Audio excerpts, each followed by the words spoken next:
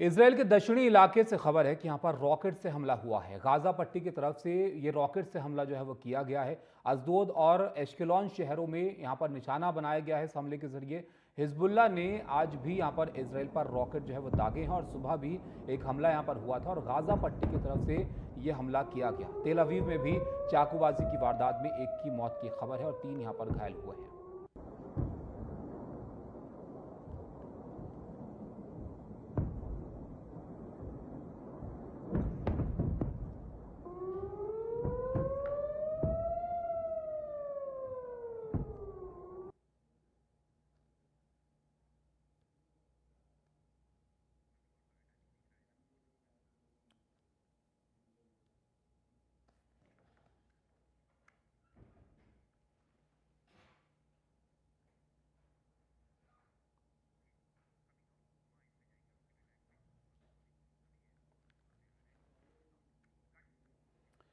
हमारे सहयोगी उमा हमारे साथ जुड़ गए हैं। उमा, काफ़ी तनाव यहाँ पर इसराइल में बना हुआ है। अब ये काफ़ी कई जगह से हमले की यहाँ पर अब खबर आ रही है। क्या खबर है इस ताज़ा हमले को लेकर?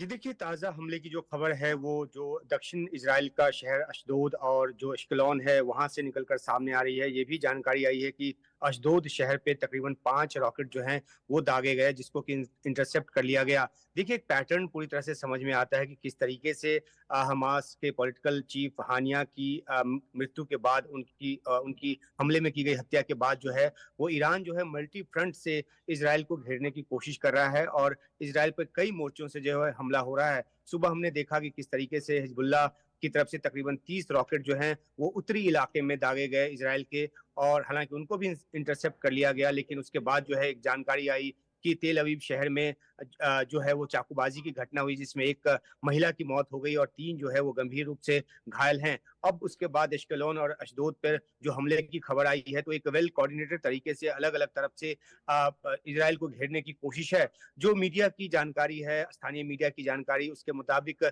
ईरान की तरफ से ये उसकी इच्छा है कि जो उसके प्रॉक्सीज हैं, चाहे वो हिजबुल्लाह हो, हुती हो या हमास हो, वो एक साथ इज़राइल पर इस तरह से हमला करें कि इंटरसेप्ट करना जो है मुमकिन ना हो पाए। हालांकि अब तक हमने देखा है कि ज्यादातर रॉकेट को आयरन डोम जो है हवाई सुरक्षा प्रणाली इज़राइल की वो उसको रोक लेती है, लेकिन कोशिश ये है कि एक लंबे समय तक ऐसे हमलों को किया जाए कि आयरन डोम जो है उनको रोक पाने में नाकाम साबित हो। तो अभी हमलों का जो सिलसिला है वो शुरू हुआ है, आगे और ज्यादा बढ़ेगा। इस बीच ये भी जानकारी है कि ईरान को मनाने के लिए कई देशों की तरफ से संपर्क साधने की कोशिश की जा रही है, लेकिन ईरान जो है मानने को तैयार नहीं है। और ये भी जानकारी अभी निकलकर सामने आई है कि जॉर्डन के विदेश मंत्री को तेहरान भेजा गया है ताकि वो वहां जाकर बातचीत करें और जवाबी कार्रवाई न करने के लिए ईरान की तरफ से मनाए। और इसके पीछे एक जो बड़ी ताकत है वो अमेरिका है, जो चाहता है कि ऐसा हो कि ईरान जो है वो जवाबी कार्रवाई न करे और इलाके में युद्ध भड़कने से बच जाए। लेकिन जिस तरीके से ईरान की जमीन पर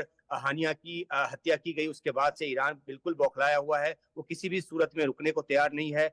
इसराइल की कोशिश है कि किसी तरीके से हिजबुल्लाह तक हथियार न पहुंचे, इसलिए लेबनान और सीरिया बॉर्डर के पास उसने आज सुबह हमला भी किया जिसमें एक की मौत हुई और एक ट्रक को भी निशाना बनाया गया जिसमें इजरायली मीडिया के मुताबिक हथियारों की खेप जा रही थी।